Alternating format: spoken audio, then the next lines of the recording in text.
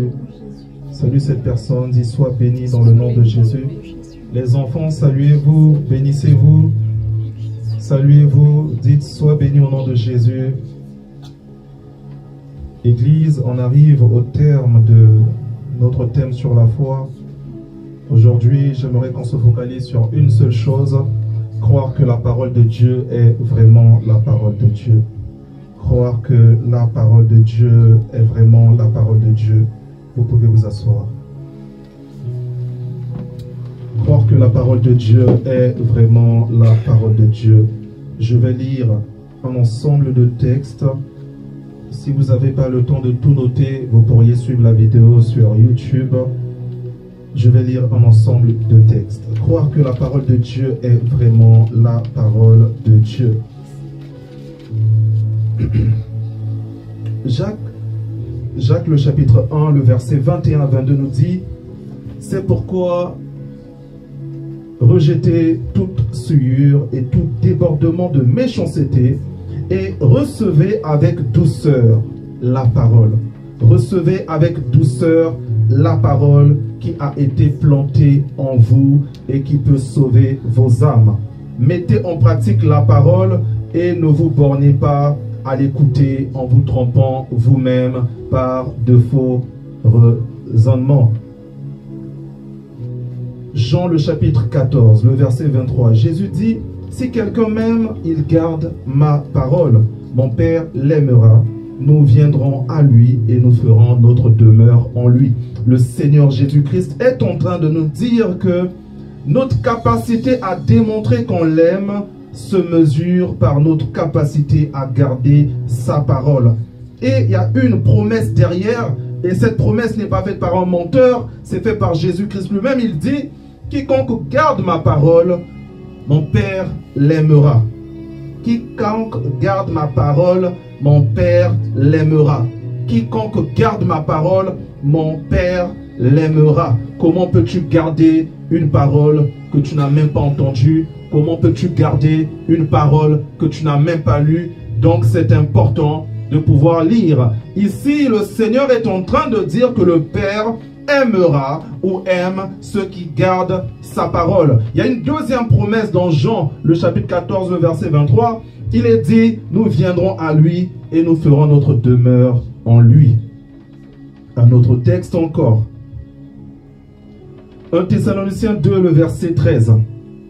C'est pourquoi nous rendons continuellement grâce à Dieu de ce qu'en recevant la parole de Dieu que nous vous avons fait entendre, vous l'avez reçue, non pas comme une parole venant des hommes, mais comme celle qui est véritablement la parole de Dieu. Et cette parole agit en vous qui croyez.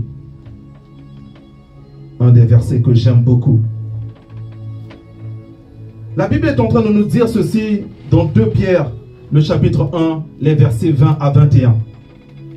Sachez tout d'abord qu'aucune prophétie de l'Écriture ne peut faire l'objet d'une interprétation particulière, car ce n'est pas par une volonté d'homme qu'une prophétie a jamais été apportée, mais c'est poussé par l'Esprit que les hommes ont parlé de la part de Dieu. Je reprends 2 Pierre 1, le verset 20 à 21.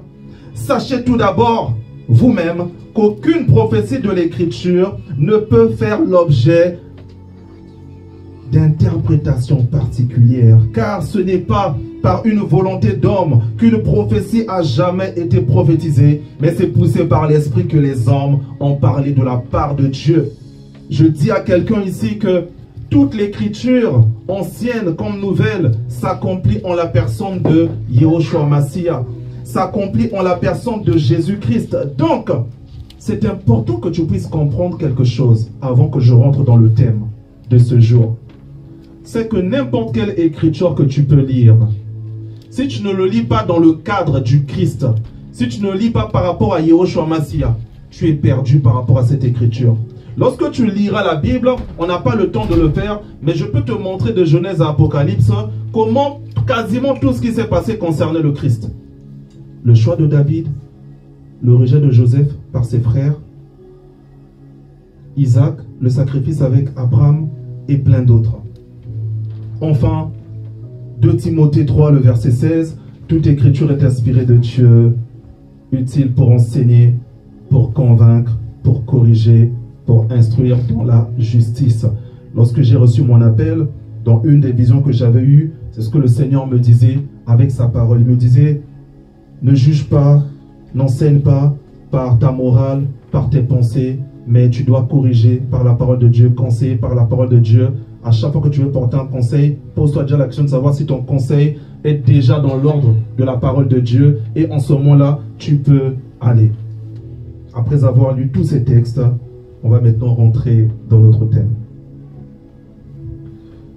Vous savez, mes frères et mes sœurs, lorsque un homme offre un cadeau à une femme qu'il aime, lorsque un homme achète quelque chose pour sa femme, je ne sais pas, bon, il n'y a pas beaucoup d'hommes mariés ici, ils pourront pas en témoigner. On dit souvent que si cette femme-là ne prête pas attention au cadeau que le mari a donné, si cette femme-là ne valorise pas le cadeau qu'il a reçu de son mari, peu importe la valeur, on dit souvent que ça blesse l'homme, ça décourage l'homme. De même qu'une femme, lorsqu'elle a cuisiné, lorsqu'elle a fait un bon plat, avec amour pour son mari, et que son mari arrive, son mari ne mange pas, ou son mari dénigre cette nourriture, ça blesse les femmes. Les femmes, vrai ou faux? Bon, il n'y a pas beaucoup qui sont mariés, mais pour les contextes de vos maisons, vous avez déjà cuisiné. Comment vous vous sentez quand on apprécie votre plat? Quand vous apprenez que quelqu'un s'est coupé le doigt parce que votre plat était trop bon, ça vous fait comment? Ah, ok, seulement. Il n'y a pas d'enthousiasme. Vous êtes indifférent, c'est bien. Donc, ce que j'aimerais dire ici, c'est que le Seigneur nous donne sa parole et le Seigneur aime qu'on accueille sa parole, aime qu'on prenne sa parole telle qu'elle a été donnée, avec toute la valeur qu'elle représente. D'où tous les textes que je venais de lire tout à l'heure, que vous pourriez suivre chez vous à la maison en rediffusion. J'aimerais dire ici que quand je parle de cette parole, je parle de la parole que Dieu peut te donner par un rêve. Je parle de la parole que Dieu peut te donner par le Saint-Esprit. Je parle de la parole que Dieu peut te donner par un prophète. Je parle aussi de la parole qui est dans la Bible, même si tout ce qui est dans la Bible, on le sait, n'est pas toujours la parole de Dieu. On est clair là-dessus. J'ai enseigné ici, j'ai dit plusieurs fois que dans la Bible, il y a la parole de Dieu, il y a la parole des hommes, il y a la parole du diable, et ainsi de suite. Je vous ai pris l'exemple du fou de Gadara qui discute avec Jésus. Nous sommes les gens, ni nanani. C'était pas Dieu qui parlait, c'était le démon qui parlait à Jésus. Pierre a dit, cela ne plaise à Dieu plutôt. Jésus a dit, arrière de moi Satan. Ça veut dire que ce que Pierre avait dit là n'était pas la parole de Dieu. C'est pour cela que j'exhorte toujours à l'église, quand vous lisez la parole, excusez-moi que les pères protestants ou évangéliques ne se fâchent pas contre moi, mais quand vous lisez la parole, n'oubliez jamais que dans ce que vous lisez, il y a ce qu'on appelle l'ainsi dit l'Éternel, c'est-à-dire Dieu a dit à un prophète, dis ceci. Et il y a aussi, comme vous pouvez me poser une question, et je vous donne ma réponse par rapport à ma connaissance de la parole de Dieu. C'est pour ça que l'apôtre Paul dit souvent, dans ses épîtres, parfois il dit, je pense que, et parfois il dit, non pas venant de Dieu, mais venant de moi, Paul, j'estime que, il le précise clairement. Peut-être qu'on l'avait posé la question, on lui avait posé la question, peut-être qu'il a prié pendant 3, 4, 5 jours, Dieu n'a pas répondu, et puis il a examiné les Écritures, il dit, bon, selon cette Écriture, ça peut être ça. Mais moi, ce dont je veux ici qu'on puisse s'appuyer, c'est lorsque vous lisez la parole, que ce soit premièrement, par exemple, la parole « Ainsi dit l'Éternel ». Ainsi dit l'Éternel, premièrement. Deuxième chose, si ce n'est pas l'Ainsi dit l'Éternel, il faudra voir est-ce que cette parole contredit, par exemple, les fruits de l'Esprit. Est-ce que Jésus aurait dit la même parole? Amen. Je ferme la parenthèse et on continue. Pourquoi croire que la parole de Dieu est vraiment la parole de Dieu? peut faire progresser notre foi? Pourquoi croire que la parole de Dieu est vraiment la parole de Dieu peut changer notre foi? Pose-toi cette question, toi. Essaie de trouver des réponses. Pourquoi le fait que tu dois croire que la parole de Dieu est vraiment la parole de Dieu pourra faire progresser ta foi? En quoi croire que la parole de Dieu est vraiment la parole de Dieu peut faire progresser ta foi? Fais ce petit travail pendant même 1 minute.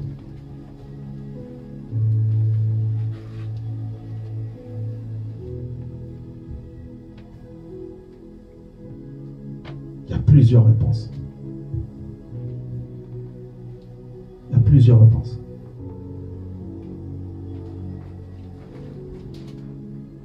Pourquoi croire? Pourquoi lorsque tu crois que la Bible, c'est vraiment la parole de Dieu, pourquoi ça peut changer ta foi?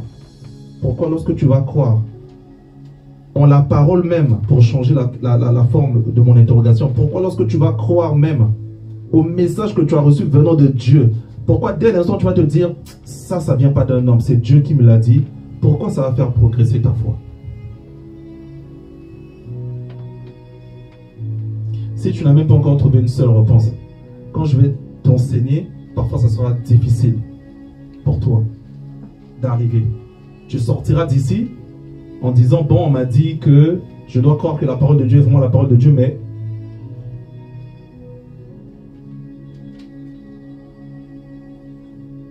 si tu n'arrives pas à trouver les réponses à ça, c'est que quelque part, tu n'as pas encore compris réellement qui est Dieu et qu'est-ce qui se passe lorsqu'il parle et qu'est-ce que Dieu a toujours fait.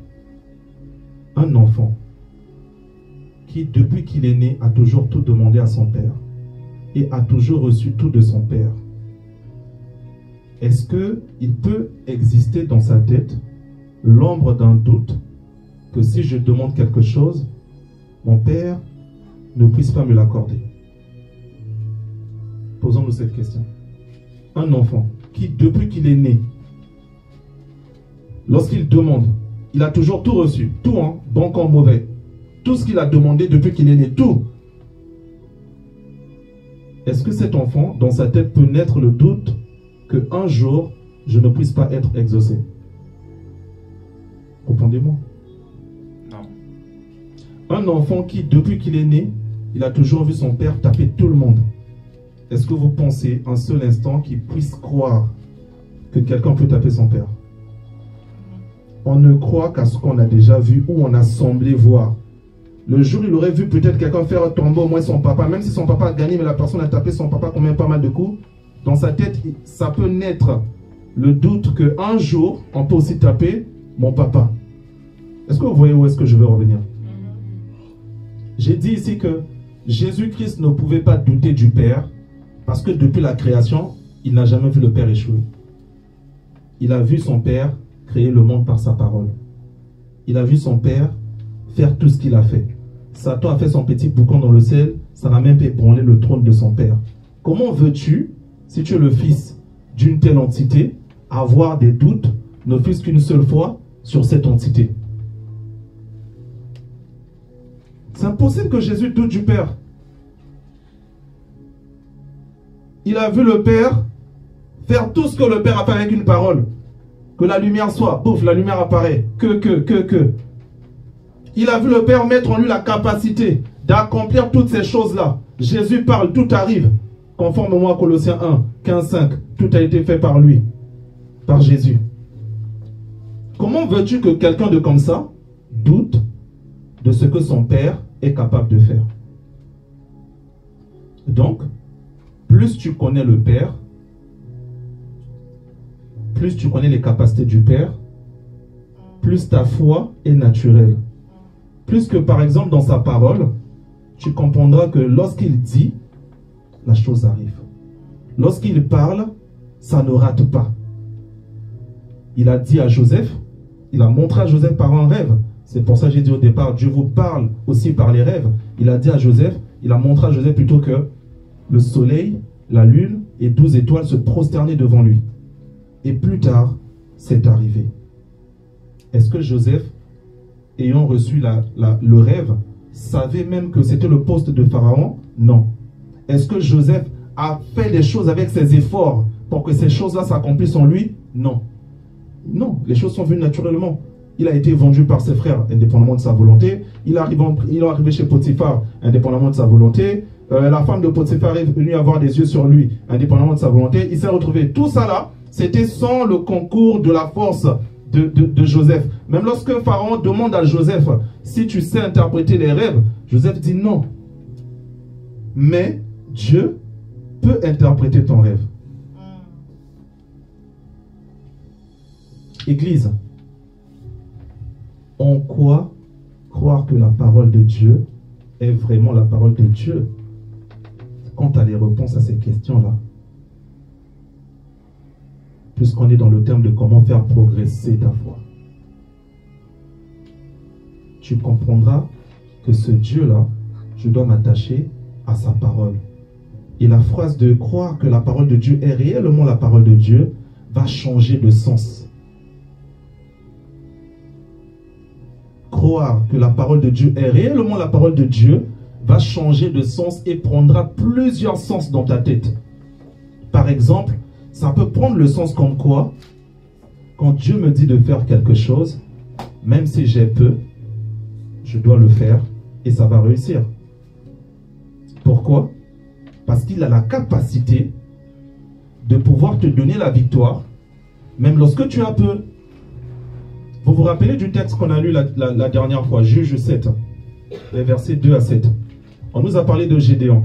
Gédéon devait aller à la guerre face au peuple de Madian. Gédéon a pris le peuple. Ils étaient combien? 20 000 personnes. Rendez-vous compte, hein? Ils étaient 20 000 personnes. Des 20 000 personnes, 10 000 sont repartis par la peur. Donc, on est là. Supposons que le président Macron a provoqué la Russie. Et puis, pouf, 20 000 Français sont prêts à aller se battre. Et puis, 10 000 restent parce qu'ils ont peur. Il en reste que 10 000. Les autres étaient plus nombreux. Mais Dieu va dire quoi à Gédéon? Dieu va dire à Gédéon, tu prends ces gars-là, tu ramènes ces gars-là au bord de l'eau. Tu vas garder que ceux qui vont laper l'eau avec leur langue. Donc les gars sont partis au bord de l'eau et il n'y a eu que 300 personnes qui ont lapé l'eau, qui ont bu l'eau avec la langue, directement. Et Dieu a dit quoi? C'est dans Juge 7, les versets 2 à 7. Dieu dit, tu pars qu'avec ces 300. Mais j'aime quelque chose quand ils étaient 20 000. Dieu dit, le peuple est trop nombreux. Si je vous donne la victoire, vous allez penser que c'est parce que vous étiez nombreux que vous avez gagné. Autrement dit, le système humain veut que tu sois toujours prêt avant que tu engages tes forces. Le système humain veut que tu aies déjà tout à tes côtés avant que tu progresses. Alors que le système divin n'est pas contre la qualité, n'est pas contre la quantité. Le système divin regarde ton cœur et ta capacité à t'abandonner entre les mains de Dieu. Je suis en train de te dire, mon frère, ne culpabilisez pas. J'ai dit le dimanche dernier que pendant l'année dernière, pendant le mois de prière de décembre, j'ai reçu une parole. Dieu a dit que tout cela qui allait lancer les activités en 2025, ça allait réussir. Et j'ai dit le dimanche dernier, j'ai constaté à l'église que peu de gens l'ont fait. Et j'ai dit, je discute avec chacun de vous. Peu importe ce que vous avez voulu faire, j'ai entendu plusieurs raisons. Ceci n'est pas encore prêt, ceci n'est pas encore prêt, ceci n'est pas encore prêt, ceci n'est pas encore prêt. Et j'ai dit quelque chose. J'ai dit, il faut comprendre que quand Dieu dit va, c'est qu'il va te donner les moyens. Quand Dieu te dit va, ce que toi tu dois faire. On l'a parlé, on a pris le cas de Pierre avec la pêche. On a dit, Pierre, il a pêché toute la nuit, il n'avait pas de poissons. Il voit Jésus, il discute avec Jésus. Jésus dit quoi? Repars. Pierre explique, ah les gars, toute la nuit, moi j'ai pêché. J'ai pas eu de poisson et tout. Mais j'aime la fin de la phrase de Paul, de Pierre. Pierre dit, mais sur tes paroles, je vais. Maintenant, je reviens par rapport à l'histoire de Gédéon. Gédéon n'avait que 300 personnes. Est-ce que vous comprenez cette affaire-là? Gédéon n'avait que 300, alors qu'à la base, il avait 20 000. Il lui reste que 300. Mais Dieu a donné à Gédéon la victoire avec ses 300. Je suis en train de te dire ceci. La parole de Dieu, que ce soit un verset biblique qui t'a marqué, et tu sens vraiment que là, le Christ m'a parlé. Que ce soit une vision que tu as reçue claire, que ce soit un rêve, une prophétie. Dès lors que Dieu t'a donné la conviction que c'est sa parole, mon frère, va, ne perds plus le temps. Ma soeur, va, ne perds plus le temps. Écoute-moi, quand Jésus a dit à Pierre, remonte, je suis convaincu de ceci. Que Pierre aille dans le bateau en marche arrière. Que Pierre monte dans le bateau avec le pied gauche ou bien avec le pied droit. Que Pierre ait attrapé le filet d'abord avec la main droite ou avec la main gauche. Peu importe ce qu'il allait faire, ça allait réussir. Parce que je vous ai expliqué spirituellement que quand Dieu te bénit comme ça veut dire quoi? Dans la hiérarchie des anges, il y a un ange qui a été affecté à cette mission. Il y a un archange qui a été affecté à cette mission. Les principautés, c'est-à-dire les anges qui gèrent les territoires, ont été informés que dans ce territoire-là, il y a une fille qui s'appelle Andrea qui va faire quelque chose. Vous devez laisser cette chose-là s'accomplir. C'est-à-dire que les principautés, là, ceux qui gèrent les territoires, ceux qui gèrent les régions, savent que dans cette contrée-là, il y a quelqu'un qui va faire quelque chose. On ne peut pas s'opposer à ça. Je monte plus haut. Les entités spirituelles qu'on appelle les dominations, les puissances, les vertus ou les autorités, ils ont reçu aussi l'information comme quoi c'est la saison de cette personne-là. Donc, l'esprit qui gère la domination reçoit de Dieu l'autorisation de te permettre de dominer dans ton sport, de te permettre de dominer dans tes études, de te permettre de dominer dans ton mariage, de te permettre de dominer dans les business. Regarde, tu peux te casser la tête. Moi, je le vois avec YouTube. Depuis combien de temps on est sur YouTube? Bon, on a quelques vidéos qui ont fait les 20 000, les 10 000, les 15 000. Mais ce n'est pas systématique. Mais vous savez qu'il y a des gens qui ne font pas d'efforts. Il y a des gens, ils ont posté des vidéos. Dès la première fois, c'est parti jusqu'à aujourd'hui. Si tu dis à cette personne-là, tu as payé qui pour la communication? Rien. Je ne parle pas forcément de fétiche. Mais ce n'est pas le fruit du hasard. C'est que quelque part, il est sur son chemin. Ça veut dire quoi? Ça veut dire que, comme Joseph, si Dieu avait dit que les étoiles là vont se prosterner devant toi, tu ne vas pas faire le forcer. Joseph n'est pas parti étudier les cours pour être économe, pour être gouverneur. Mais Dieu l'a équipé de la sagesse, de savoir nourrir tout un royaume, de savoir économiser pendant 7 ans pour préparer les 7 ans de souffrance qui allaient venir. Alors qu'il n'avait pas fait des études d'économie, il n'était pas un docteur en économie. Le plus important, c'était quoi? Il y avait une parole de Joseph, une parole de Dieu plutôt, qui avait été prononcée sur Joseph. C'est pour cela que je vous ai dit le dimanche dernier, ou le premier dimanche, je ne sais plus, sur ce cours de progresser sur la foi, je crois que c'était le premier dimanche, j'ai dit, à un moment donné, tu dois apprendre à faire comme le monsieur, le centurion qui avait compris les lois spirituelles, quand il a dit à Jésus, dis seulement un mot et mon serviteur sera guéri. Parce que lorsque Dieu dira un mot sur ta vie, ce que tu vas toucher va se transformer en or.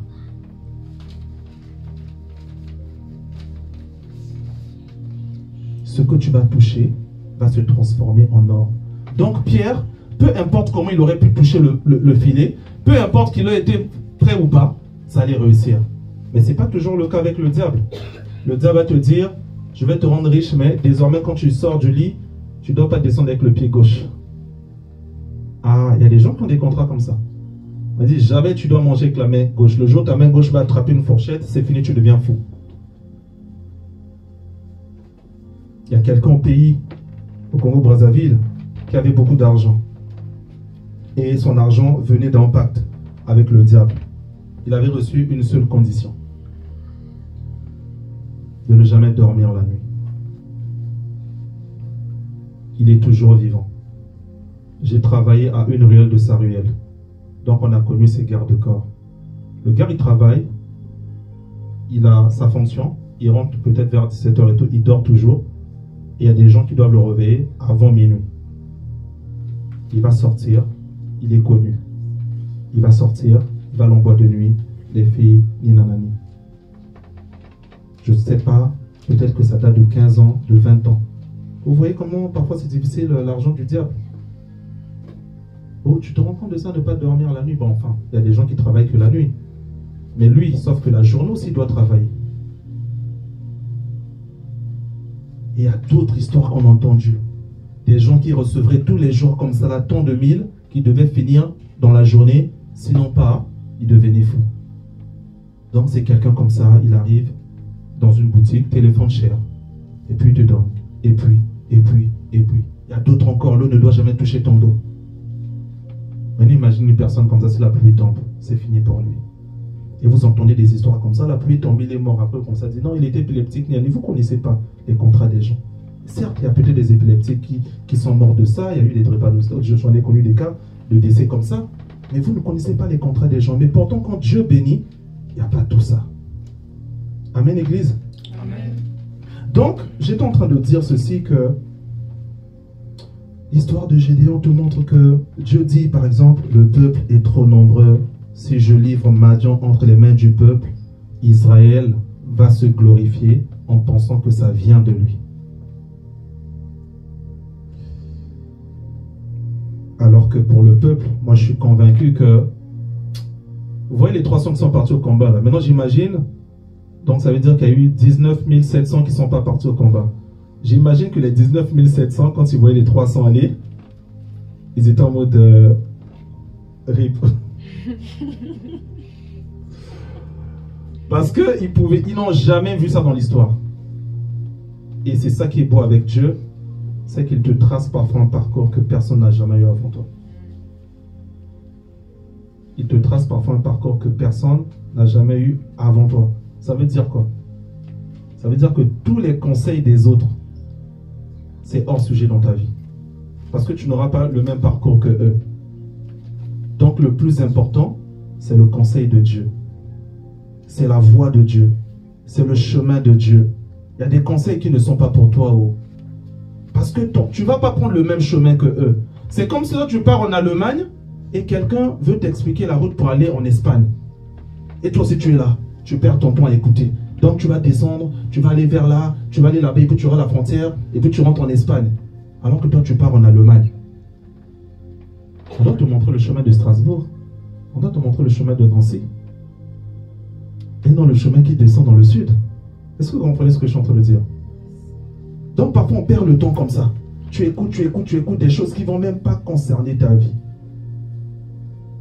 C'est pour cela le plus important pour toi. C'est toujours de connaître la volonté de Dieu dans ta vie.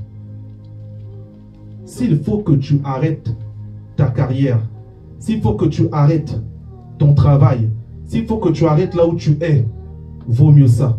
J'ai envie de me poser une question. De vous poser une question qui me vient à l'esprit.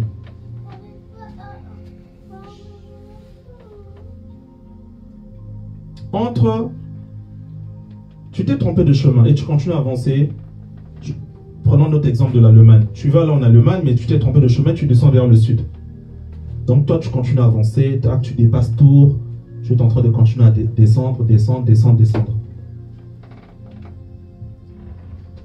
Merci. Tu continues à descendre. Et tu te rends compte que ta destination, c'était l'Allemagne.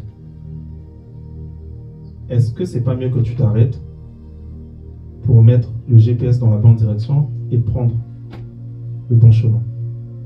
Est-ce que c'est pas mieux? Non, c'est pas mieux? Mais vous me regardez comme ça toute là. C'est pas mieux? Mais rendez-vous compte que il y a parfois des gens depuis 10 ans, depuis 15 ans, il est exactement dans le chemin que Dieu n'a pas tracé pour lui. Et c'est difficile, hein? Je vais faire une prière pour vous. Vous allez fermer vos yeux et tu fais quelque chose, vous voyez? Donc, je suis convaincu que pour toi, tu penses que c'est peut-être la bonne chose, tu es dans ton métier et tout. Moi, je vais prier que le Seigneur te donne une réponse. Donc, pendant que tu as tes yeux fermés, tu vas juste dire: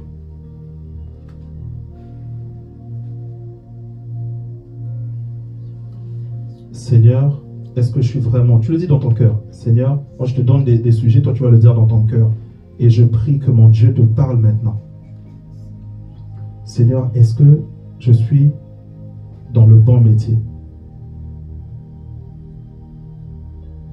Seigneur, est-ce que je suis dans le bon métier? Seigneur, est-ce que je suis dans le bon métier?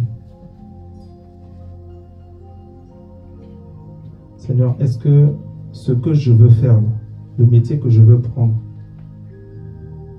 le projet que je veux faire, est-ce que je dois le faire?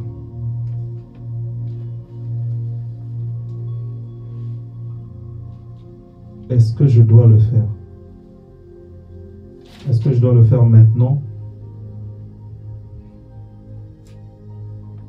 Écoute ton cœur, comment ton cœur réagit, et que Dieu te parle uniquement ce matin par ton cœur.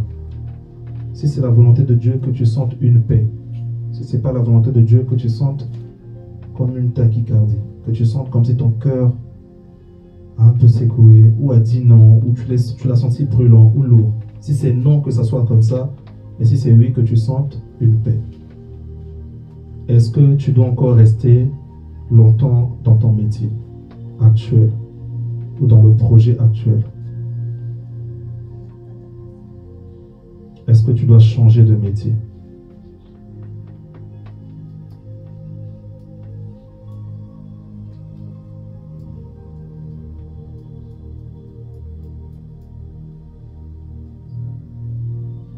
Est-ce que tu dis, est-ce que la vie que j'ai actuellement, est-ce que c'est la vie que tu attends de moi?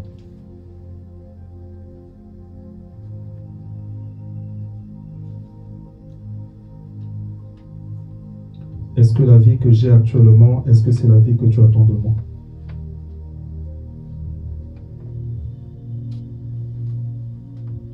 Amen. Amen. Ça va, Église? Est-ce que quelqu'un a reçu une réponse ou non? Est-ce que quelqu'un a reçu une réponse ou non? Est-ce que quelqu'un a reçu une réponse ou non? Si c'est non, c'est non. Moi, j'ai dit, il ne faut pas mentir avec Dieu. On ne triche pas avec Dieu, ça ne sert pas. Chacun de nous a son jour d'être touché par Dieu. C'est comme quand je prie pour les gens en ligne, je dis, quand je prie pour toi, si derrière la douleur a disparu, tu dis oui. Si ça n'a pas disparu, tu dis aussi la vérité, non, c'est pas parti. On ne ment pas à Dieu, il ne faut pas me faire plaisir, je n'ai pas besoin de ça. Parce que la personne qui parle, c'est Dieu. Donc si Dieu vous a rien dit, moi je ne serai pas déçu. Parce que je vous dirais, Dieu qui est souverain n'a pas parlé. Je ne vais pas rougir de ça. Par contre, ce que je peux vous dire, c'est que continuez à parler, parce que continuez à faire ce genre de prière souvent dans le calme, beaucoup plus, même au milieu de la nuit, ou en tout cas au bon matin et tout dans le calme. Je parle par rapport à vos pensées. Parce que souvent Dieu parle, mais vous voyez, si, je disais l'autre fois avec ma soeur, si l'avion passe en ce moment-ci, et qu'en même temps je t'ai dit quelque chose, parfois le bruit de l'avion peut être supérieur à ma voix, donc tu ne m'entends pas. Parfois le bruit de nos têtes, de nos pensées, peut être supérieur à la volonté, à la voix plutôt de Dieu. Donc parfois ça nécessite le calme. Ce genre de prière, quand vous allez le faire, moi je l'ai fait il n'y a pas longtemps, j'ai eu des réponses sur tellement de choses, j'ai bloqué certaines voies, j'ai pris d'autres décisions définitives, j'ai suité sur d'autres choses. On va continuer, Église. Je disais, beaucoup échouent ici à cause de ça. Parce qu'ils veulent d'abord tout avoir au lieu d'avoir la parole de Dieu. Or, ça ne sert à rien de tout avoir sans avoir la parole de Dieu. Tu peux tout avoir et Dieu ne te donne pas ça. Pourquoi? Comme dans le cas de Géant, parce qu'il estime que la gloire ne va pas revenir à lui, mais que la gloire reviendra à toi. Tu voudras avoir la gloire. Tu penseras que c'est parce que tu es excellente que tu as réussi. Tu penseras que c'est parce que tu es très belle que tu as eu le mariage. Tu penseras que c'est parce que. Alors que ce n'est que la grâce de Dieu. J'aimerais te dire que trop de business plans tuent parfois le plan. Vous le savez? Trop de business plans tuent parfois le plan. Il y a des gens qui ont arrêté leur projet parce qu'après avoir mouliné leur business plan plusieurs fois, ils ont vu que ce n'était pas faisable, donc ils ont laissé. Si Gédéon, honnêtement, si Gédéon avait fait un business plan avant d'aller en guerre, il n'allait pas là avec les 300 personnes. Si Gédéon avait fait un business plan avant d'aller en guerre, il allait parler avec les 300 personnes. Impossible. Comment tu fais pour aller gagner avec 300 personnes? Une personne se bat contre combien de personnes?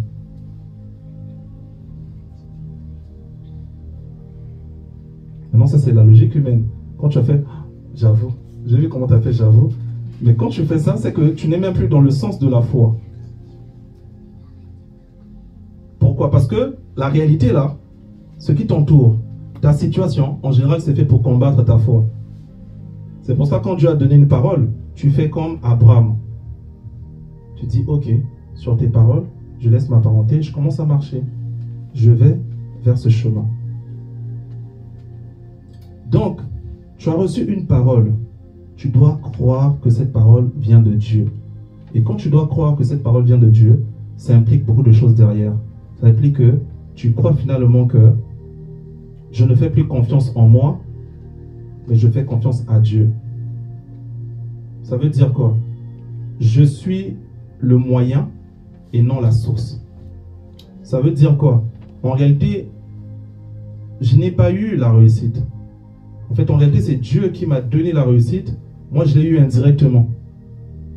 Parce que si Dieu avait dit que tu n'allais pas avoir ta réussite, tu peux étudier tous tes cours, arriver à la veille de l'examen, tomber malade. Tu peux étudier tous tes cours, arriver à l'examen à cause du stress, tu oublies tout. Mais si Dieu dit que tu dois réussir cette année, je t'informe que tu peux lire que 40% de tes cours et tu arrives aussi à l'examen, il n'y a que les questions par rapport aux 40% que tu as lu. Et je vous ai dit, quand nous on était à la fac, il y avait tellement de cours que parfois on était débordants, on ne savait pas, tu cours après quel cours, ni nanani. Et je vous ai parlé plusieurs fois comment est-ce que moi, parfois dans un cours où il y avait 11 chapitres, je sautais au hasard, hein, je prends le chapitre 1, je pars au 3, je pars au 7, je pars au 11, si j'ai le temps, je 208, je 205, ainsi de suite.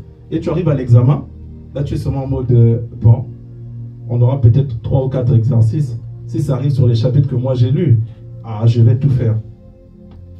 Tu espères quand même que tout ne va pas tomber sur ce que tu n'as pas lu. Et curieusement, tout tombe. Je n'encourage pas la financité, il faut tout lire. Mais je suis juste en train de dire que quand Dieu a dit que tu dois réussir, il mettra les anges, il mettra les êtres spirituels qui doivent accompagner cette parole dans ta vie. Ils seront en exécution de cette parole. C'est pour cela que c'est important que tu passes même une journée de prière. Je vous dis ces choses-là, c'est autour de penser à la légère peut-être pour d'autres, mais moi je vous dis, moi ça a changé ma vie. Parfois il faut vraiment prendre le temps, tu ne parles pas beaucoup, tu es juste sur un seul sujet. Seigneur, dis un mot sur ce projet, dis un mot, dis un mot, dis un mot, comme je vous ai enseigné la première fois. Maintenant, en général, comme je disais, si aucune condition n'est réunie, on ne se lance jamais. Et d'autres vont penser à ce passage. Luc 14, le verset 31 à 33. La Bible dit, c'est Jésus qui parle, dit, quel roi, s'il va faire la guerre à un autre roi, ne s'assied pas d'abord pour examiner s'il peut, avec 10 000 hommes, est-ce qu'il pourra marcher à la rencontre de celui qui l'attaque avec 20 000? S'il ne le peut, c'est-à-dire que s'il ne le peut pas, tandis que l'autre roi est encore en chemin, ils vont envoyer un ambassadeur pour demander la paix. Ainsi donc, je vais lire un autre passage, toujours dans la suite, hein. On est toujours dans Luc 14 là.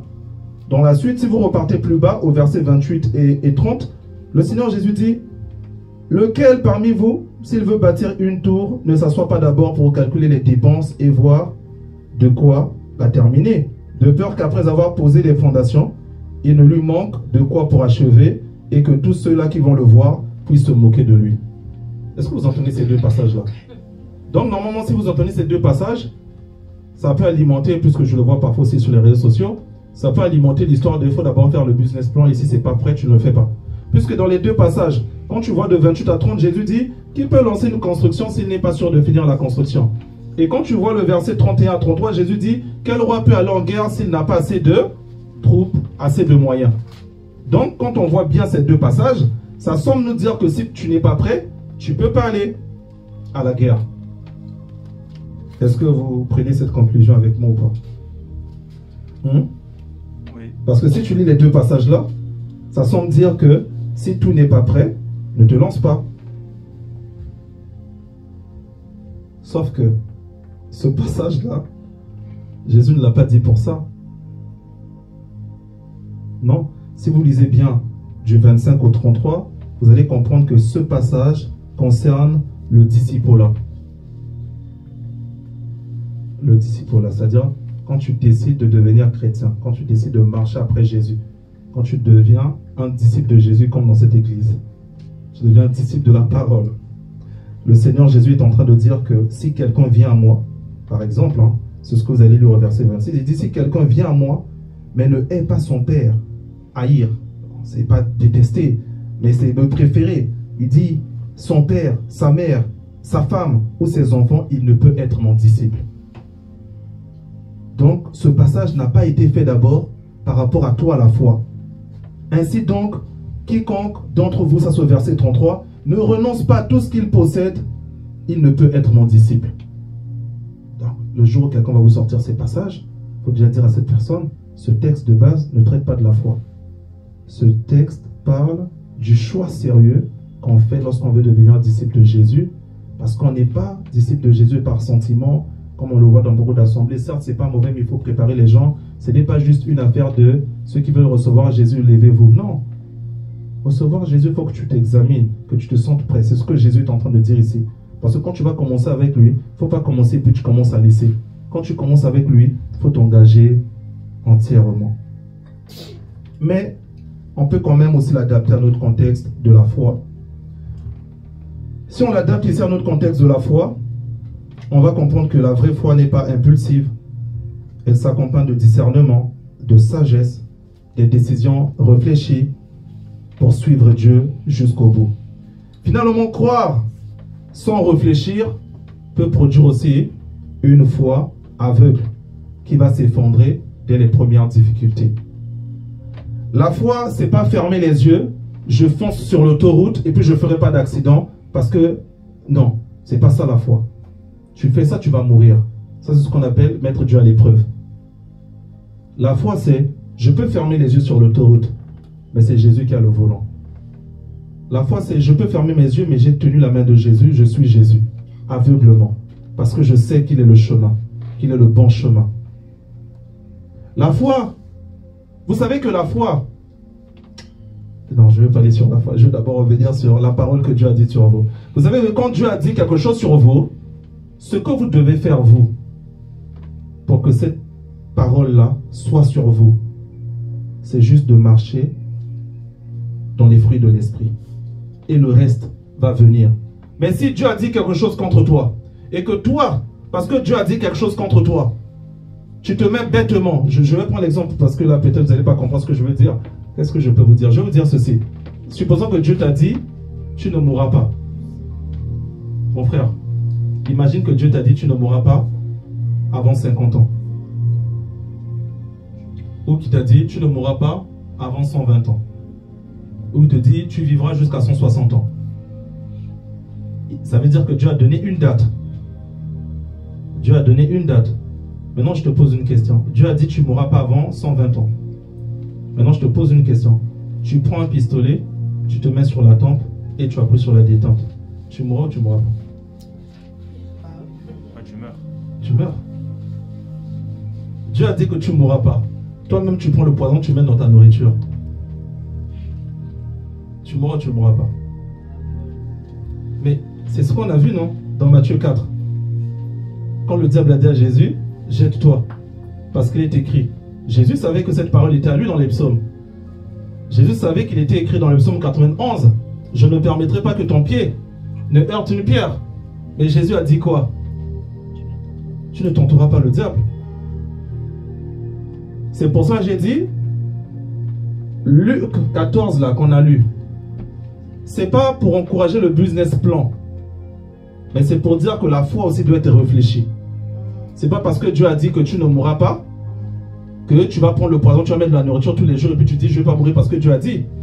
Même Jésus ne l'a pas fait sur les paroles qui le concernaient. Il aurait pu, vous savez que Jésus aurait pu insulter les gens pour qu'on l'attrape et qu'on le crucifie. Mais il savait qu'est-ce que l'Écriture disait pour que le plan soit parfait. Donc il se soumettait à ça. Il dit, j'ai en train de manger avec vous là. Celui qui trempe son pain là, qui boit, c'est celui-là qui va me trahir. On dit que Judas, il regarde Judas et dit, fais ce que tu dois faire. Jésus n'a pas fait, il n'a pas provoqué la chose. Donc, c'est une parenthèse pour dire à quelqu'un, mon frère et ma soeur, quand Dieu te donne une promesse qui est dans ta vie, s'il y a quelqu'un qui doit te faire peur, s'il y a un ennemi qui doit te faire peur, c'est une parenthèse que j'ouvre, c'est d'abord toi-même. Parce que à tout moment que tu vas aller plus vite que cette prophétie, à tout moment que tu ne vas pas suivre cette prophétie-là, tu payeras les conséquences. La plénitude de Dieu va te protéger. Je prends l'exemple, Dieu a dit que tu ne vas pas mourir. Dieu a dit qu'il va te protéger. Mais en fait, si par exemple les sorciers viennent t'attaquer la nuit, si par exemple les gens complotent contre au travail, si par exemple dans ton domaine, il y a des gens qui veulent te faire du mal, et que toi tu es innocent, tu ne sais rien, tu es protégé par Dieu. C'est là où tu comprendras dans l'écriture que tous les plans négatifs qu'ils vont faire contre toi, hein, comme dit la Bible, ils t'ont souhaité le mal, mais Dieu l'a transformé en bien. Il dit tout ce qu'ils ont fait comment on l'appelle, à David pour le mépriser, tout ça là, ça n'a fait que conduire David vers la royauté. Tout ce qu'ils ont fait à Joseph pour minimiser, bloquer Joseph, ça me rappelle l'enseignement qu'on a fait sur les aînés de la réussite, aînés sur la foi, tout ça l'année dernière. Tout ce qu'ils ont mis sur leur chemin, ça a ramené ces gens-là vers la réussite. On continue. Croire que la parole de Dieu est vraiment la parole de Dieu, ça va faire progresser ta foi aussi. Pourquoi? Parce que ta foi en général est combattue par la peur, par l'échec, par le découragement, la conjoncture économique du pays, les étiquettes qu'on a mis sur toi, ta situation familiale, et ainsi de suite. Mais lorsque tu vas commencer à lire la parole de Dieu, lorsque tu vas commencer à lire la parole de Dieu, tu tomberas sur des versets qui feront que tu vas remplacer la peur par la paix. Tu tomberas sur des versets qui vont faire que tu vas remplacer l'échec par la persévérance. Lorsque tu vas échouer de t'arrêter dans ton business, dans ton projet, tu vas persévérer parce que tu sais que j'ai une promesse et elle va s'accomplir. Lorsque tu vas remplacer la parole de Dieu dans ta vie, tu verras que tu vas remplacer le découragement par l'espérance. Parce que tu sais qu'il y a quelqu'un qui a dit qu'il ne va pas m'abandonner. Donc tu ne vas pas lâcher prise. Surtout que, comme disait notre soeur tout à l'heure, tu as Christ en toi. Et le jour où tu vas commencer à grandir dans la considération de ces choses-là, tu ne vas plus regarder les choses par toi-même, mais tu vas regarder les choses par le moyen de Dieu qui est en toi. Parce que si Christ est en toi, rien ne peut résister à Christ. Mon frère et ma soeur, j'aimerais te dire, aujourd'hui, on va prendre quelques cas simples. Tu vis une situation difficile par exemple, tu veux que Dieu intervienne, tu as prié, mais rien, tu n'as rien obtenu. Et un homme de Dieu te dit que tu dois faire un sacrifice pour que Dieu t'exauce. Ça existe, hein? C'est des cas fréquents que je vois sur TikTok. Des gens qui m'écrivent pour dire j'ai telle situation et tout, j'avais créé tel pasteur, pas que l'argent, hein. Il a dit tu dois donner 3000 € pour que Dieu agisse. Il a dit que tu dois faire l'offrande de ceci, tu dois faire l'offrande de cela. Et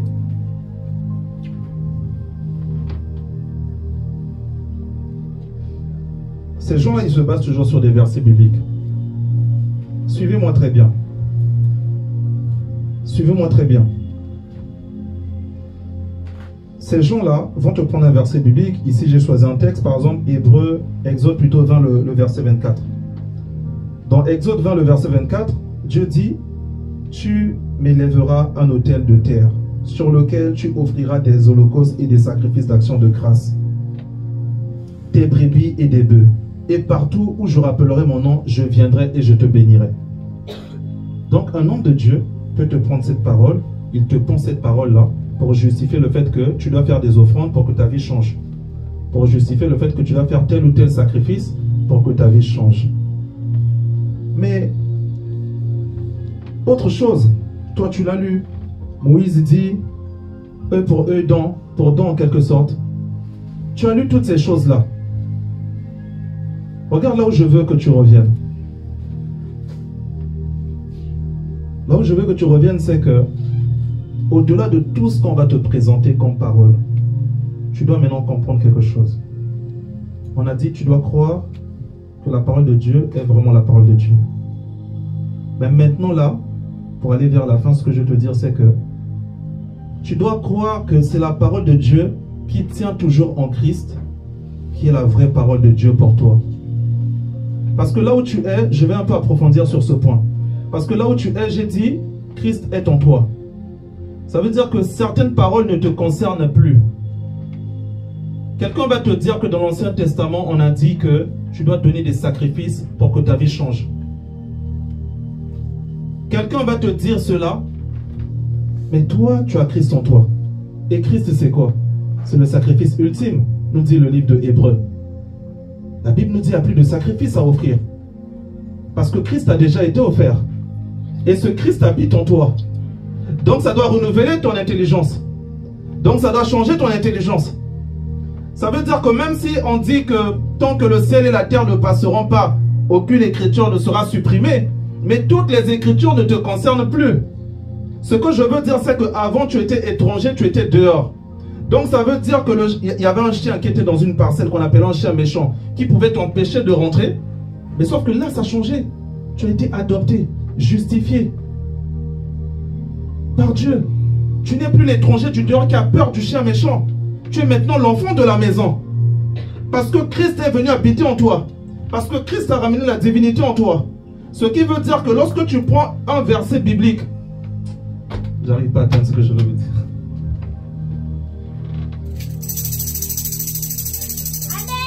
Regardez. Ce que je veux te faire comprendre, c'est ceci. Avec Christ, tu as tellement de capacité de ne plus échouer. C'est-à-dire que si ça ne marche pas, c'est pas que tu as échoué. C'est que Dieu ne veut pas que tu sois là. Et ça ne doit pas être au hasard. Dieu doit clairement te dire dans ton esprit que ça, c'est pas toi. J'ai enseigné ça de au moins 3 ou 4 dimanches. Je disais, regardez comment Paul, parfois, il voulait voyager, mais il dit, il a reçu en vision Dieu qui lui a dit, ne va pas dans cette direction-là. Si Paul partait, il pouvait échouer. Il aurait pu penser qu'il a la malédiction. Il aurait pu penser qu'il avait des blocages. Mais c'est juste qu'il est parti dans le mauvais chemin. Ce que je suis en train de te dire, c'est que toi qui as Christ, tu ne peux plus vivre l'échec. Toi qui as Christ, c'est-à-dire que si les blocages arrivent, Dieu te dira pourquoi ça n'a pas marché. Mais le mieux, ce n'est même pas que tu vives les échecs. Le mieux, c'est que tu anticipes les échecs, que tu ne les vives pas. Ce que je suis en train de te dire ce matin, c'est qu'avec le Christ en toi, il y a maintenant la capacité que lorsque tu parles, que la chose puisse arriver. Parce que le Christ en toi a transformé ta vie. Il fait que ta parole n'est plus seulement ta parole, mais ta parole devient aussi la parole de Dieu.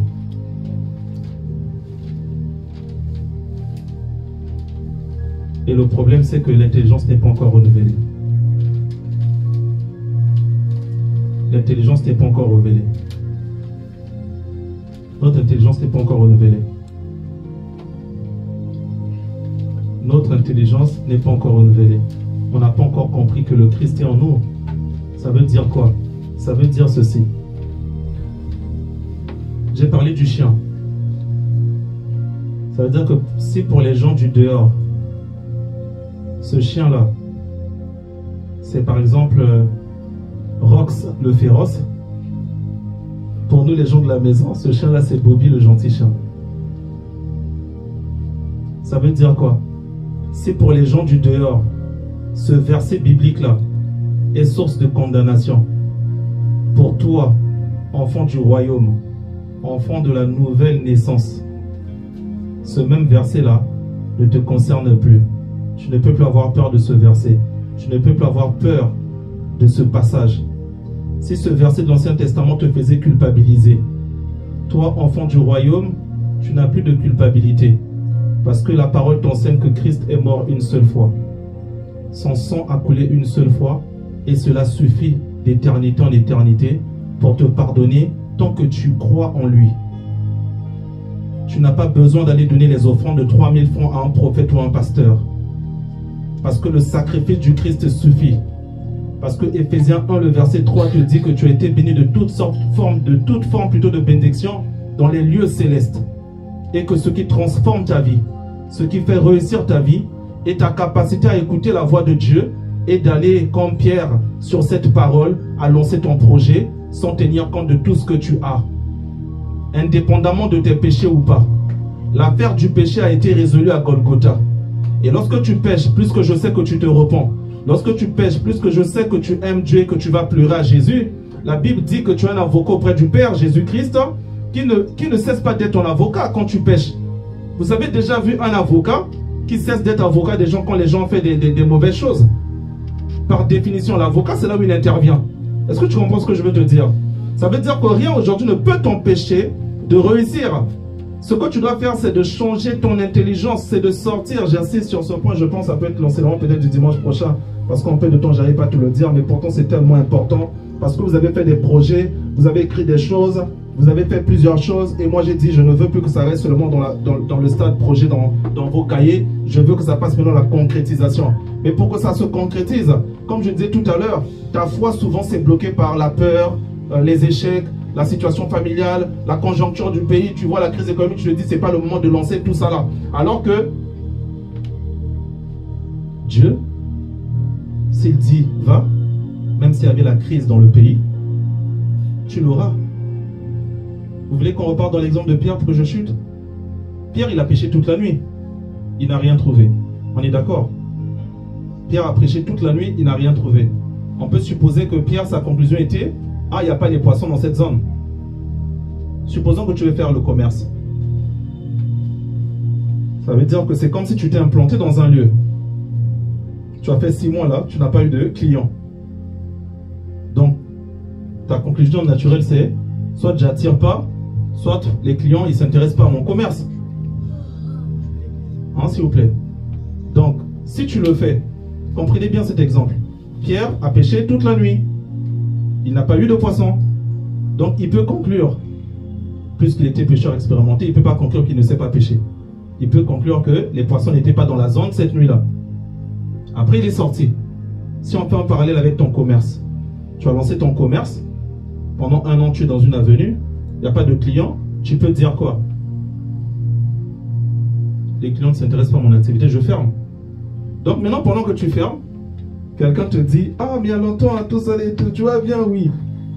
Ah, mais comment ton commerce? Ah, j'ai fermé. Pourquoi tu as fermé? Ah, j'ai pas eu de clients. Et la personne te dit: repars ouvrir. Dans la même avenue, même adresse. Vous et moi là, qu'est-ce que vous allez faire? Qui va repartir réellement?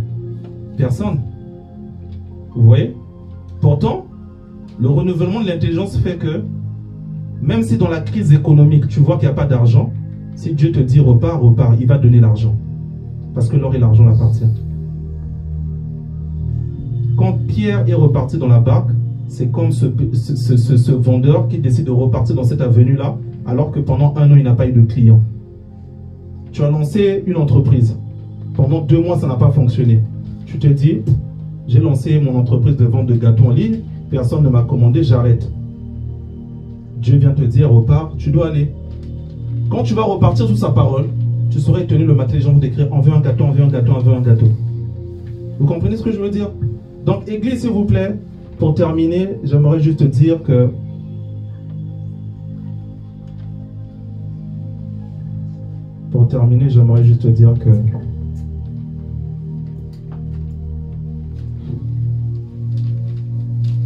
tu dois faire un travail.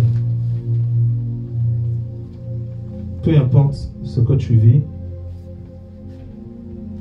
peu importe là où tu travailles, peu importe le business dans lequel tu es aujourd'hui, si tu es en CDI, en CDD, peu importe ton activité. Là, nous sommes pendant les vacances de Toussaint. Peut-être que tout le monde n'a pas des vacances. Pour ceux qui n'ont pas des vacances, quand vous aurez à poser des jours de vacances, ne partez pas juste à Ibiza, ne partez pas juste, je ne sais pas, à la plage. Prenez un temps de prière. Prenez un temps de prière. Prenez un temps de prière sérieux pour votre activité ou votre travail, pour demander si c'est vraiment là où Dieu veut que vous puissiez être.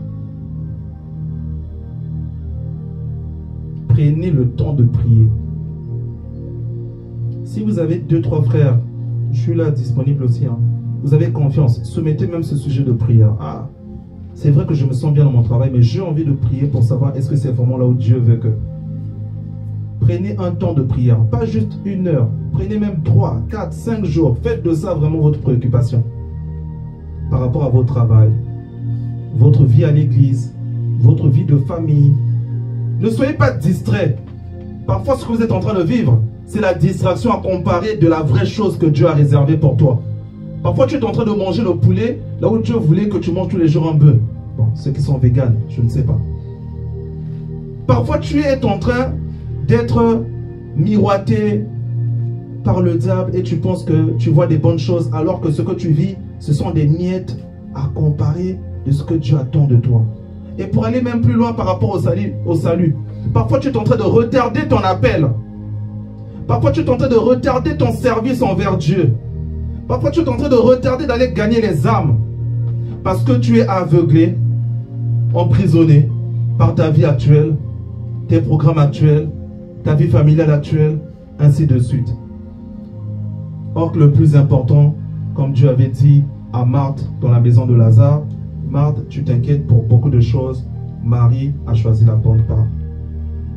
Donc toi aussi, soit là pendant ces vacances-là, tu prends ce temps, soit quand tu auras des congés, tu prends ce temps de reposer ta vie à zéro. Que ce soit la vie scolaire, que ce soit la vie scolaire, que ce soit la vie académique, que ce soit la vie professionnelle, que ce soit tes projets. Tu remets tout entre les mains de Dieu. Seigneur, qu'est-ce que j'ai mal fait jusqu'ici? Seigneur, est-ce que je ne suis pas en train de persister sur le mauvais chemin et de perdre mon temps alors que tu m'attends sur l'autre chemin? Tu peux retenir 2-3 questions simples et tu pries à chaque fois sur ça, et tu pleures. Seigneur, réponds-moi, réponds-moi, réponds-moi. Je ne veux pas que tu sois juste une théorie. Je veux réellement aussi que tu me parles. Je veux réellement que tu m'écoutes. Je veux réellement entendre ta réponse. S'il te plaît, s'il te plaît, s'il te plaît, s'il te plaît, s'il te plaît. Tu pries, tu pries, tu pries, tu pries. Pendant ce moment-là, tant que Dieu ne te donne pas de réponse, ne sors pas. Continue à prier, continue à prier, continue à prier, continue à prier. Et quand Dieu va te donner ta réponse, c'est là où tu peux voir que tu reviens des vacances, tu poses la démission. Les gens ne comprennent pas. Ah, mais tu es fou. Ah, mais tu as tel projet. Mais tu as une maison à payer. Tu as des enfants à nourrir. Tu as ceci, tu as cela. Parce que Dieu t'a dit, cette année-ci, si tu lances, ça va marcher. Tu t'attaches à cette parole. Tu dis, les gars, votre sécurité ne me concerne pas. Moi, Dieu m'a donné une parole. Et c'est cette parole-là que je suis en train maintenant de suivre. Longtemps, j'ai marché parce que mes parents m'avaient mis dans telle filière, j'ai fait telle étude et puis je commence à faire ça comme métier. Longtemps, j'ai marché parce qu'un ami m'avait dit, ah, essaye ça, ça va bien. Mais maintenant, j'ai compris que ma vie n'est pas quelque chose à prendre à la légère. Et celui qui m'a créé, c'est pourquoi il m'a créé avec le but dans lequel il m'a créé. Si je ne sais pas pourquoi on m'a créé, et si je ne fais pas le but pour lequel on m'a créé, peu importe combien je gagne, peu importe combien je vis, c'est pas ça qui compte. Le plus important, c'est de choisir la bonne part. Et la bonne part, c'est de comprendre pourquoi Dieu m'a créé. La bonne part, c'est d'être là où Dieu veut que tu sois. La bonne place, c'est de faire ce que Dieu veut que tu fasses. Et peut-être que ton ministère que tu es en train de retarder là, tu vas le ressusciter et tu vas commencer à travailler sérieusement pour Dieu. Tu vas commencer à travailler à temps plein pour Dieu. Tu vas t'engager avec conscience. Maintenant là, tu regardes la parole de Dieu. Tu regardes ce point, tu dis, pourquoi je vais échouer? Pourquoi je vais échouer? Pourquoi je vais échouer? Je ne vais pas échouer. Je ne vais pas échouer. Parce qu'il y a une parole qui déclare qu'il est en moi. Et parce qu'il est en moi, qui est en toi? C'est le puissant. C'est celui qui crée les choses par sa parole. Donc je crois aussi que ma prière n'est plus une prière au hasard. Je crois que lorsque je parle, lorsque je suis dans ma chambre et que je suis en train de parler, lorsque je dis mon activité va réussir, lorsque je dis que peu importe la crise économique, l'activité que je vais lancer là va réussir, c'est parce que je crois qu'il y a Dieu qui avait parlé à Pierre, qui avait dit à Pierre d'aller et les poissons sont venus. Donc moi aussi, même si on dit qu'il n'y a plus d'argent et la crise économique, l'argent va venir. De même que les poissons sont venus dans le filet de Pierre et que Pierre même a eu du mal à tirer le filet parce que c'était devenu trop lourd. De même que je vais atteindre cette réussite parce que le plus important, c'est pas la réalité du monde, c'est pas le fait qu'il y avait quelque chose ou pas, c'est pas toujours le business plan, même si le business plan est mauvais. La réalité des choses, c'est d'écouter la parole de Dieu, d'obéir à la parole de Dieu. Si la parole de Dieu me dit que c'est la saison, c'est la saison. Si la parole de Dieu me dit c'est la saison, c'est la saison. Dieu n'obéit pas aux circonstances financières du monde. Dieu obéit à personne. C'est tout cela qui se soumet plutôt à ce que Dieu dit. Et là, tu sors de là, on peut te traiter de fou, on peut te traiter de je ne sais pas quoi. Excusez-moi de déborder, peut-être qu'il n'y aura pas le temps de méditation sur la parole pour qu'on tienne les temps. Mais dites-vous quand même, on peut vous dire, ah, les fêtes arrivent, un prophète arrive et te dit, non, je vois l'esprit de mort sur toi, il faut prier en disant, on va te manger, ni nanani, nanana. Et là, tu rentres dans la parole de Dieu, tu te rappelles que la Bible dit quoi? La Bible dit que, c'est Jésus qui le dit, dans Apocalypse le chapitre 1, je crois que c'est le verset peut-être 8. Jésus dit que il a vaincu, non, il a la clé du séjour des morts et de la mort. Ça veut dire qu'un sorcier, par exemple, ne peut pas se lever chez lui et décider que c'est le moment que toi tu vas mourir. Parce que l'esprit de mort, depuis que le sang a coulé à Golgotha, n'obéit plus au sorcier. Pour celui qui a Christ en lui, pour celui qui est enfant de Dieu, je ne parle pas de la personne parfaite. Je parle même de la personne parfois qui a péché avant d'arriver à ce culte-là. Mais je parle de quelqu'un qui aime Jésus. Je parle de quelqu'un qui a foi en Jésus. Je parle de quelqu'un qui sait que dans 3 ans, dans 4 ans, il sera une meilleure version que ce qu'il a aujourd'hui. Je parle de quelqu'un qui est en train de vivre sa marche chrétienne normalement comme tous les chrétiens. Parfois tu vis bien, parfois tu tombes un peu, mais tu es conscient que Dieu va te transformer. Tu es conscient que tu seras à l'image du Christ. Tu es conscient que la Bible dit tel il est, tel nous sommes. Ça veut dire que lui qui est justice, tu seras justice. Lui qui est paix, tu seras paix. Lui qui est joie, tu seras joie. Même si aujourd'hui tu ne le vois pas encore parce que parfois tu tombes encore.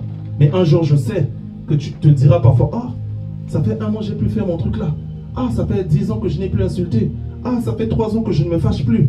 Parce que Christ t'a façonné. Parce que Christ t'a transformé. Donc moi j'aimerais que tu ne sois pas stressé. J'aimerais que tu repartes lire la parole de Dieu et que ta foi se fonde sur la parole de Dieu. Parce que celui qui a parlé, ce n'est pas un homme, mais c'est Dieu qui a réellement parlé. Donc quand il viendra te parler de prophéties sur la mort, sur l'esprit de mort, sur ceci, sur cela, toi tu diras, l'esprit de mort, quand tu lis la Bible, quand tu lis un peu la Bible, comment on décrit l'esprit de mort, comment Paul parle de l'esprit de mort, l'esprit de mort n'est pas un ange. L'esprit de mort n'est pas un archange. L'esprit de mort n'est même pas un séraphin. L'esprit de mort peut être soit une puissance, soit une domination. Quelque chose de comme ça. Parce que souvent, quand Paul parle de l'esprit de mort, il parle comme d'un règne. Il parle comme de quelque chose qui a régné, comme de quelque chose qui est venu. Mais que le Christ a coupé cela. Mais que le Christ a vaincu cela. Vous voyez? On peut que vaincre un roi, un royaume, quelque chose de comme ça. L'esprit de mort n'est pas qu'une principauté, puisqu'il s'étend sur la terre entière. L'esprit de mort peut être une puissance ou une domination, quelque chose de comme ça. Mais sauf que toi, de cette église, tu connais en Colossiens 1, le verset 15, Colossiens 1 plutôt le verset 15-16, tu sais que le Christ est au-dessus des autorités, des dominations, des puissances, au-dessus de la mort. C'est pour cela que je dis toujours ici, ce n'est pas de l'orgueil. J'ai reçu plein de menaces de mort dans ma vie depuis longtemps et je dis toujours la même phrase. Je mourrai le jour, l'heure que Jésus-Christ aurait décidé que je meure. Même si tous les sorciers d'Afrique se rassemblent, ils disent, ils prennent ma photo, ils font je ne sais pas quoi, capture d'écran pendant la TikTok, ils disent tu vas mourir. Je mourrai que le jour que Jésus-Christ dira, mon fils, viens dans mon repos. Parce que je n'appartiens plus au royaume des ténèbres. Donc ma foi sur ma vie, ça ne se base même pas sur mon orgueil. Ma foi c'est logique. J'ai un père, il a une maison. J'ai un père qui a l'esprit de vie. J'ai un père qui est la vie, Jésus-Christ. Pourquoi? La mort. En plus vous lisez, à la fin des temps, la mort sera quoi? Il rendra compte aussi. Il sera jugé aussi. Mais qui est la mort devant Jésus-Christ? Personne. Donc, si par exemple sur ce sujet-là on me ramène encore, quelqu'un vient me faire traumatiser, je ne sais plus quoi, tu n'as pas traumatisé. Oh non, même toi-même tu peux rêver, le diable peut te donner des faux rêves pour te faire baisser la foi. Que tu vas mourir. Non, tu te lèves. Tu dis j'appartiens au royaume de la vie. J'appartiens au royaume de Jésus-Christ. J'ai passé de temps pour dire tout ça, mais je pense que je vais m'arrêter. J'aimerais juste te dire, apprends à mieux connaître la parole. Apprends à lire la parole et à t'ancrer derrière, à fermer tes yeux sur tous les autres conseils, sur toutes les autres réalités, pour t'attacher juste à la vérité de la parole de Dieu. Crois vraiment que la parole de Dieu, elle est la parole de Dieu, et tu verras que ta confiance ne sera plus en toi, mais ta confiance sera en Jésus-Christ. Tu comprendras donc tout ce que tu vas faire, c'est Jésus-Christ qui va agir directement. Toi, tu seras juste le moyen direct par lequel ces choses-là vont arriver. Crois que la parole de Dieu est vraiment la parole de Dieu. Tu comprendras que comme tu es créateur des choses, ce qu'il a dit dans ta vie va arriver, même si tu ne vois pas l'évidence, même si tu n'as pas les réalités, les compétences de tout ce qu'il a dit. Crois vraiment la parole de Dieu, ce qui fera que tu gagneras le temps et tu n'attendras pas forcément être prêt à 100%. Et tu partiras avec le peu que Dieu t'a déjà donné et le reste, il va le compléter en chemin. Amen, amen, amen.